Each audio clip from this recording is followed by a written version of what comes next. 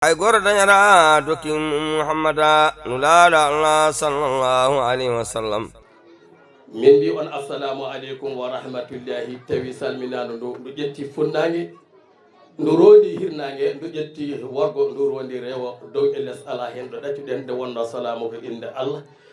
holko woni salamu ko kisal yo kisal allah e yurmede mum nema towal e ɓamtare e dardia mum yo ruuf e meɗen barke nabil moustapha mouhammad sallllahu alayhi wa sallam.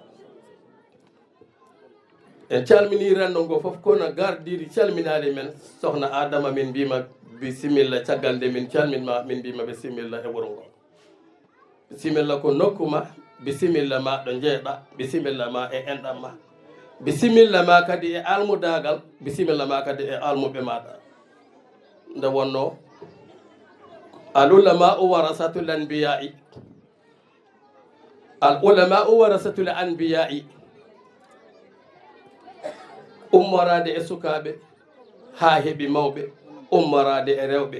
ha heeɓi worɓe, ummorade e rimɓe ha heeɓi rimayɓe, kala hen gandu lomtiɗa ko annabi hay suka debbo. tawde a fawi feloma e ɗum ɗon ha a tinama e ɗum, a teskama e ɗum, a teddima e ɗum, a teddinirama ɗum, a noddama e ɗum, a notima e ɗum, kono kadi bisimilla ma e dow ngol ɗon konngol.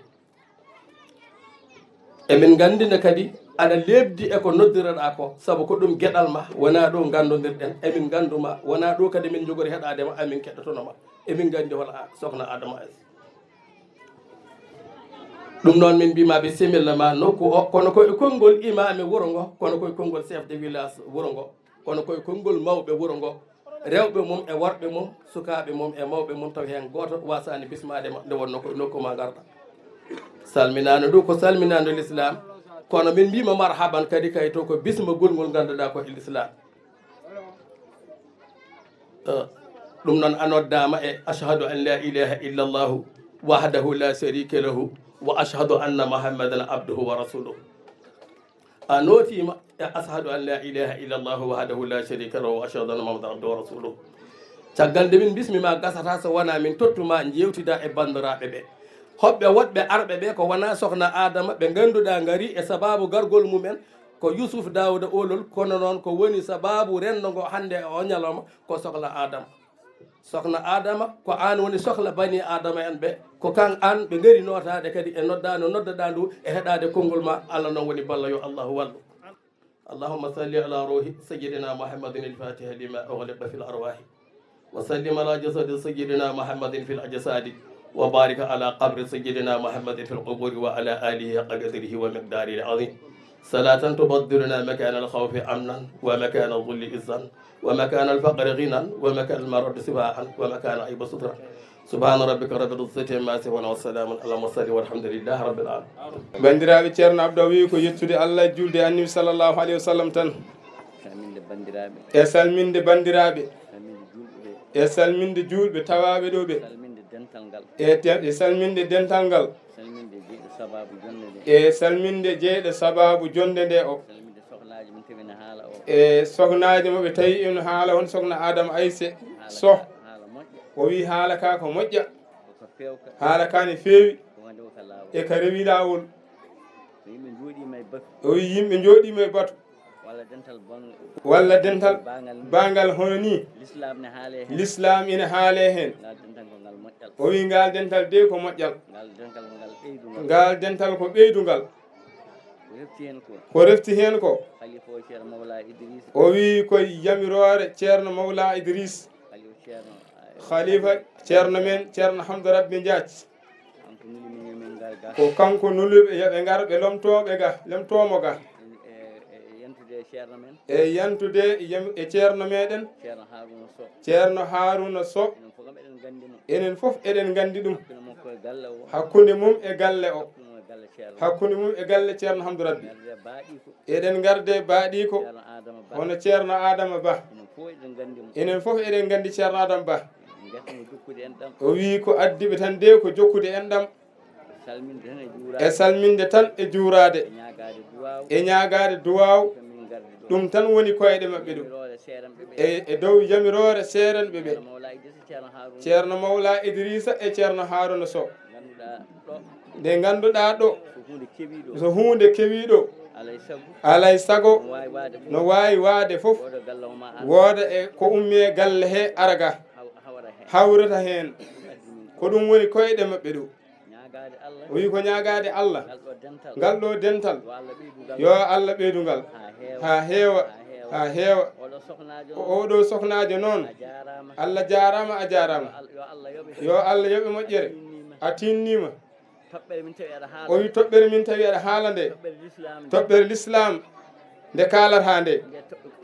o wi nde ɗo toɓɓere de ko toɓɓere moƴƴere a jarama noon a tinnima yo Allah ɓeydu gandal ngal yo Allah nurɗin gandal ngal yo Allah ɓeyde o wi surtout toɓɓere kalɗa ɗo de ɗeɗo toɓɓe nde wona ɓeɓde haalde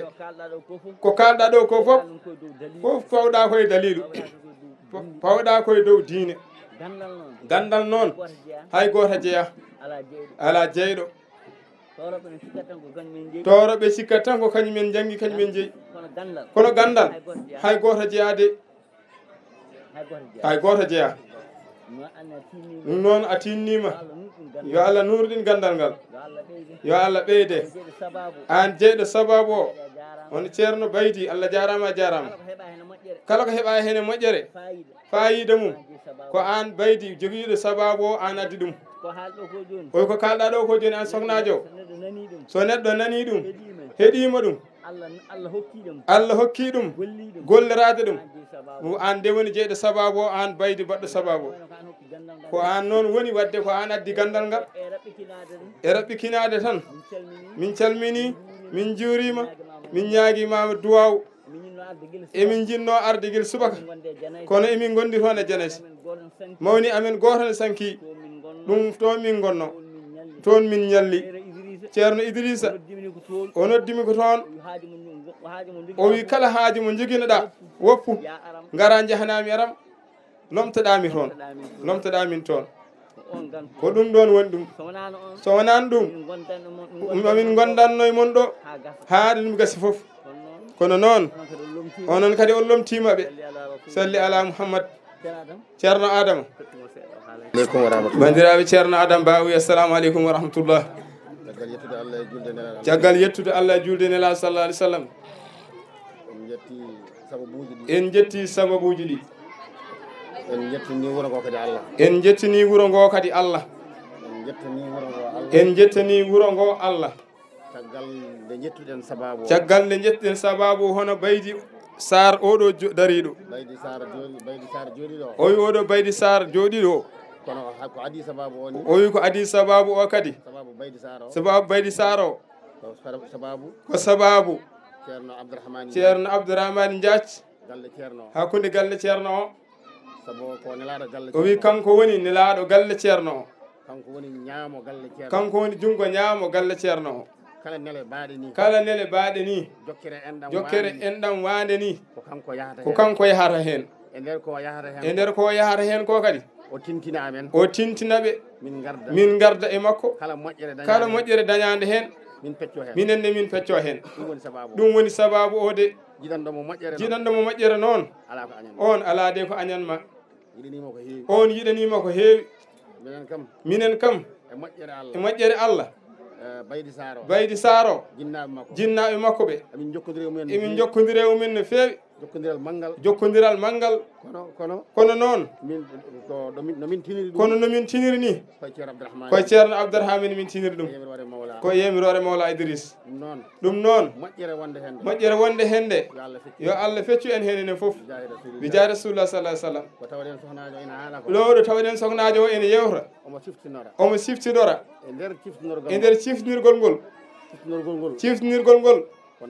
ko nafowol nde tawno ko siftinorde tan yimɓeɓe kay ceerata e siftinede kala ko neɗɗo haali e nder ko haali ko ciftindo tan de so laaɓi reedu o woni fasinte omo siftina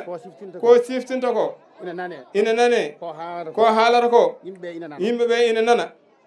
o haalani ko yimɓe nanata ko haali ɗo ko l'islam mo haali o gonka neɗɗo hakkude mum e l'islam ko haali hen ko ɗum ko foti surtout noon ɗo tengtini sagataɓe ɓe sukaɓe worɓe ɓe yo tinno e dewal Allah sukaɓe worɓe ɓe sukaɓe togosɓe ɓe worɓe e rewɓe foof yo tinno sabu ko wi ko neɗɗo yahata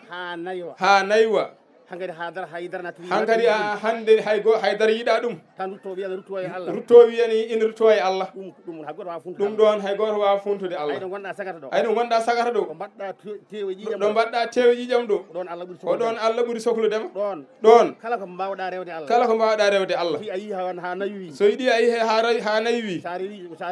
sa rewi toon Allah ɗo gonɗa sagata ɗo hunde foof ina filtima ko tawaɗinoma haala daka meji aduna gueɗe aduna rewɓe jawdi fof a falki sima ɗum a hucce Allah an kala dañatano sappo dañata ko temedere ko noon nela sallah sallam wi iqtanim khamsan qabla khamsin o wiya aldinoro joyi ko adinde joyi ɗi e garata ɗo gonɗa sagata ɗo haadema naywude huccite Allah sa ɗacci ha naywi saɗa ummo ko ma otta saɗa yaha ko ma balleɗa sa yiɗa huccita e Allah ne on ko ponnoɗa wadde a waɗani nde celluɗa nde haadema ñawde nde dañƴa nde haadema wasde nde guurɗa nde hade maadi ama arde nde mbawɗa nde hade ma rumkidde ɗe geɗe joyi tonguima e ko sohnajo o haali ko ɗum noon haalanede saɗani saɗi ko nande ko haala ko waɗa ɗum pratique gollira ɗum kono noon haaloɓe ɓe nino ɓe kaalirta enen heeɗiɓe tinnoɗen saabu Allah sen ummimo ɗo ko haalate ko hay so wona sappo ɗi fof hen gueɗel gotel kam tinno kam yo wat hen ko golliɗen mbasen bonnude wuni haaloɓe ɓe bonnande e saabiɓe jondede ɗum noon moƴƴere Allah ɗum woni ko jiɗɗen yettinde yo Allah moƴƴinan en yo Allah moƴƴinan en yo Allah fewnen e hoore mum jahi rasulullah sallallahu alaihi wasallam